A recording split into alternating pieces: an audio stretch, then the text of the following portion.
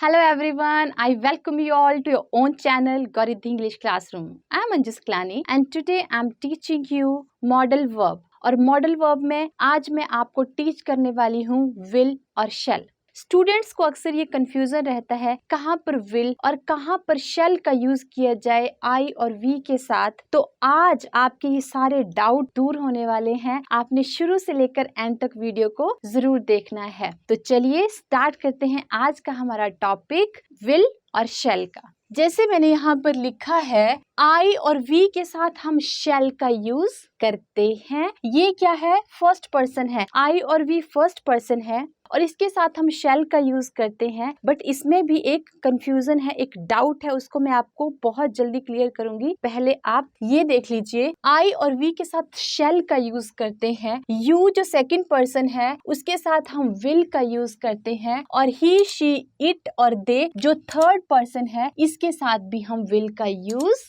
करते हैं। यहाँ पर मैंने एक एग्जाम्पल लिखा है आई और वी, मतलब आई और वी अगर मैंने यहाँ पर लिखा है और उसके साथ हम शैल का यूज कर रहे हैं। आई और वी शैल प्ले फुटबॉल, मतलब आई शैल प्ले फुटबॉल और वी शैल प्ले फुटबॉल। एक सेंटेंस ये है और दूसरा सेंटेंस है आई विल प्ले फुटबॉल और we will play football.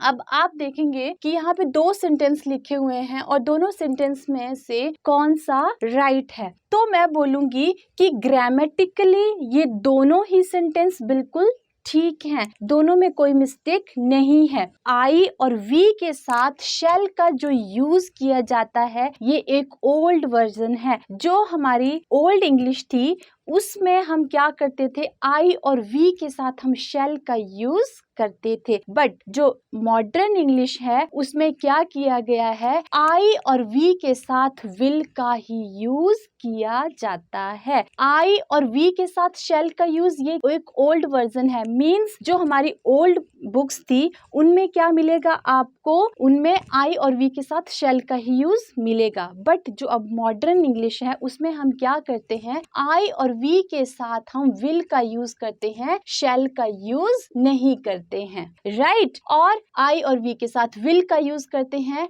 I will play football और वी विल प्ले फुटबॉल, दोनों सेंटेंस ठीक है। ऐसे आप बहुत सारे सेंटेंस बना सकते हैं, जैसे I will cook food, I will sing song और we will sing song, we will play cricket etcetera. I और वी के साथ हम विल का यूज कर रहे हैं। सिंपली जब हम बोल रहे हैं तो हम आई और वी के साथ विल का यूज करेंगे। बट जब इंटेरोगेटिव सेंटेंस होंगे तो हम आई और वी के साथ शैल का यूज करते हैं। आपने ये चीज ध्यान रखनी है कि अगर आपको एग्जाम में एक इंटेरोगेटिव सेंटेंस दिया है, यहाँ पर आपको फिलअप दिया है और उसके बाद आई दिया है या उस फिलअप के बाद वी दिया है, तो आप शैल का यूज करेंगे। तो जब सेंटेंस आपको इंटेरोगेटिव दिया गया हो तो आप आई और वी के साथ शैल का ही यूज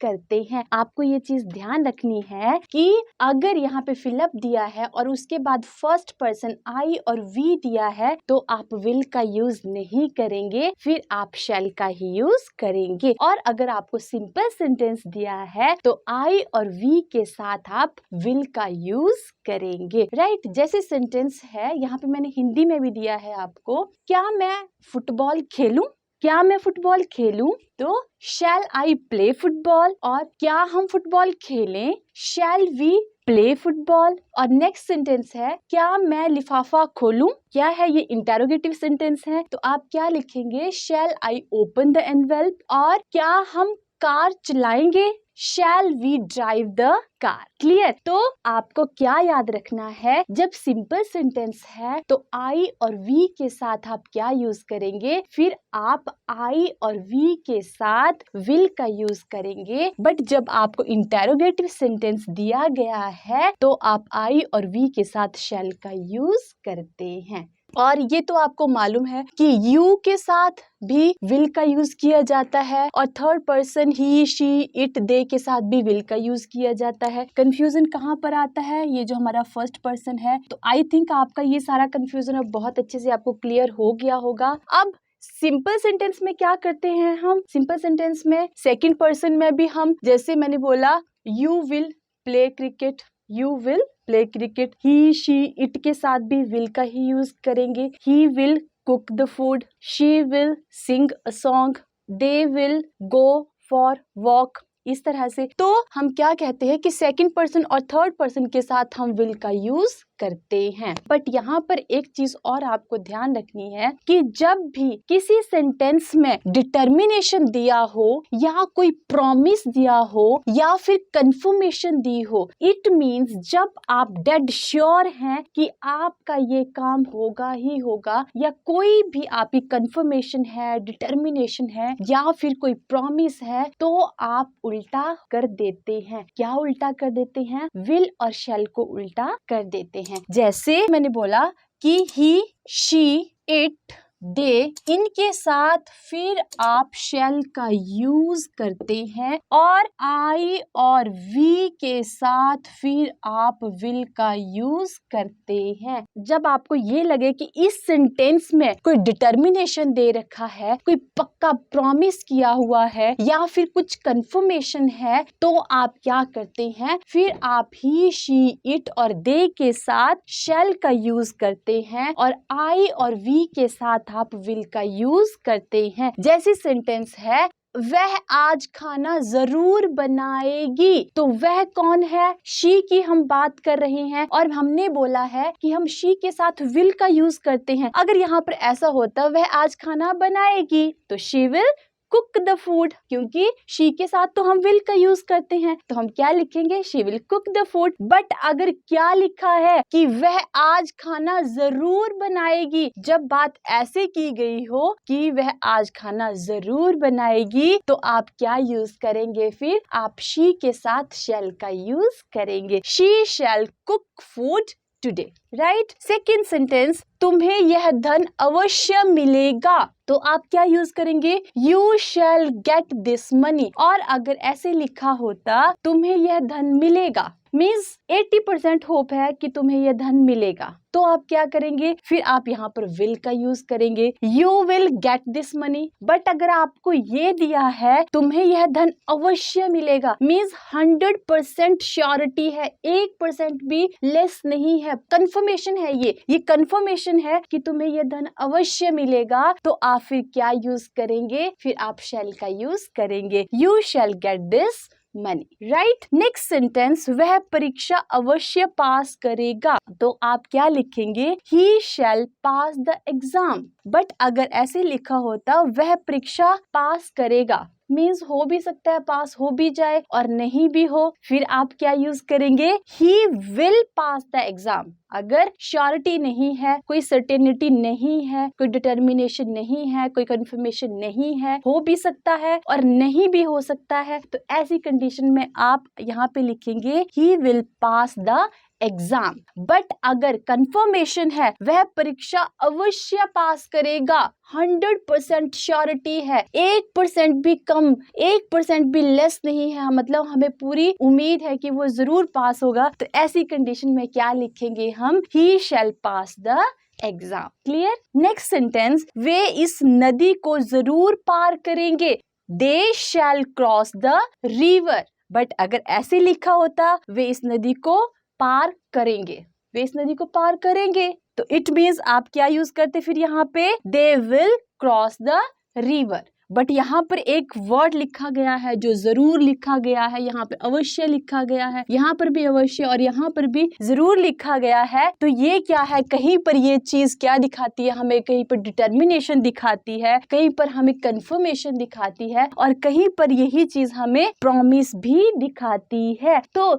जब ये चीज किसी सेंटेंस में दी है तो हम क्या करते हैं? फिर हम सेकंड और थर्ड पर्सन के साथ हम शैल का यूज करते हैं, और फर्स्ट पर्सन आई और वी के साथ हम विल का यूज करते हैं, राइट? अब यहाँ पर क्या बनाइए? वे इस नदी को जरूर पार करेंगे, they shall cross the river. Right. Next sentence है मैं तुम्हारे लिए एक साइकिल जरूर खरीदूंगा। यहाँ पे क्या किया गया है, एक प्रॉमिस किया गया है, मैं तुम्हारे लिए एक साइकिल जरूर खरीदूंगा। सपोज दैट एक पापा अपनी बेटी को एक प्रॉमिस दे रहे हैं कि मैं तुम्हारे लिए एक साइकिल जरूर खरीदूंगा। तो क्या है, ये प्रॉमिस है कि वो जरूर खरीदेंगे उसके लिए साइकिल। तो यहाँ पर क्या यूज करेंगे आप, I will buy you a cycle. यहाँ पर क्या किया गया है, आई के साथ विल का यूज किया गया है। I will buy you a cycle।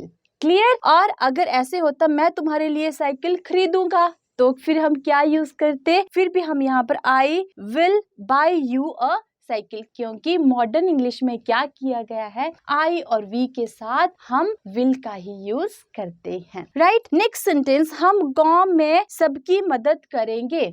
हम गांव में सबकी मदद करेंगे। We will help everyone in the village.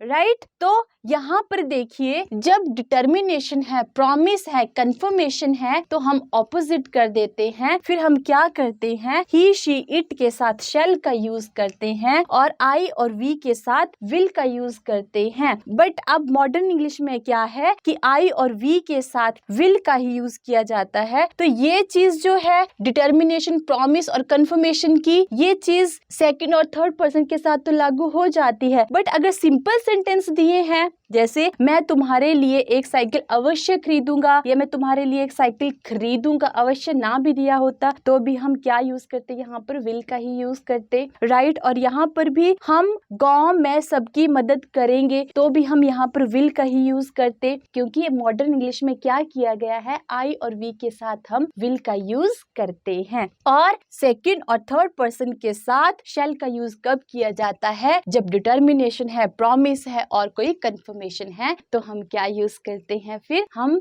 Second और थर्ड पर्सन के साथ शैल का यूज करते हैं। अगर सिंपल सेंटेंस है तो आई और वी के साथ हम विल का यूज करते हैं, और अगर इंटेरोगेटिव सेंटेंस दिए गए हैं तो हम क्या यूज करेंगे, फिर आप विल का यूज नहीं करेंगे, आप शैल का यूज करेंगे, shall I shall we. Is it clear all of you. और जो भी लीगल स्टेटमेंट दी होती हैं या फिर एजुकेशन से रिलेटेड कुछ, अगर आपको एग्जाम में लीगल स्टेटमेंट से रिलेटेड कोई सेंटेंस आ जाता है तो उसमें भी आप क्या यूज करेंगे, उसमें भी आप शैल का ही यूज करेंगे, विल का यूज नहीं करेंगे। Is it clear to all. So यही था विल और शैल का कॉन्सेप्ट। अभी आप इसका एक स्क्रीनशॉट ले लीजिए, और अगर आपको वीडियोस अच्छी लगे तो अपने इस चैनल गौरिद्धि इंग्लिश क्लासरूम को जरूर सब्सक्राइब करें और वीडियोस को अपने फ्रेंड्स के साथ जरूर शेयर करें। तो मिलते हैं नेक्स्ट वीडियो में। Till then bye.